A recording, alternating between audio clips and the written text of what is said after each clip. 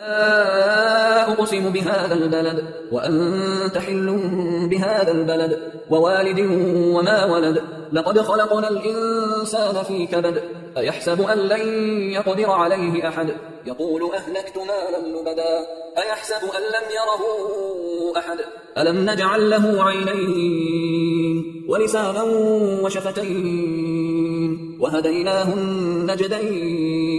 شروع اللہ کا نام لے کر جو بڑا مہربان نہایت رحم والا ہے. میں اس شہر یعنی مکے کی قسم کھاتا ہوں اور تم اے نبی صلی اللہ علیہ وآلہ وسلم اسی شہر میں تو رہتے ہو، اور سب کے باپ یعنی آدم اور اس کی اولاد کی قسم کہ ہم نے انسان کو محنت و مشقت میں رہنے والا بنایا ہے. کیا یہ خیال کرتا ہے کہ اس پر کوئی قابو نہ پائے گا؟ کہتا ہے کہ میں نے بہت سا مال برباد کر دیا. کیا اسے یہ گمان ہے کہ اس کو کسی نے دیکھا نہیں؟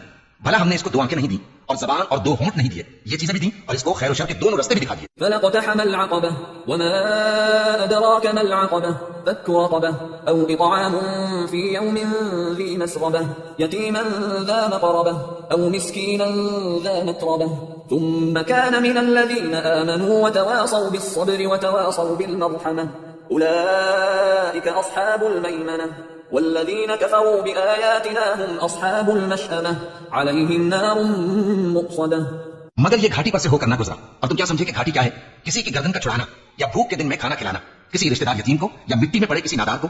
پھر ان لوگوں میں بھی شامل ہوا جو ایمان لائے اور جو صبر کی نصیحت اور ایک دوسرے کو مہربانی کی تلقین کرتے رہے. یہی لوگ اچھے نصیب والے ہیں، اور جنہوں نے ہماری آیتوں کو نہ مانا وہی برے نصیب والے.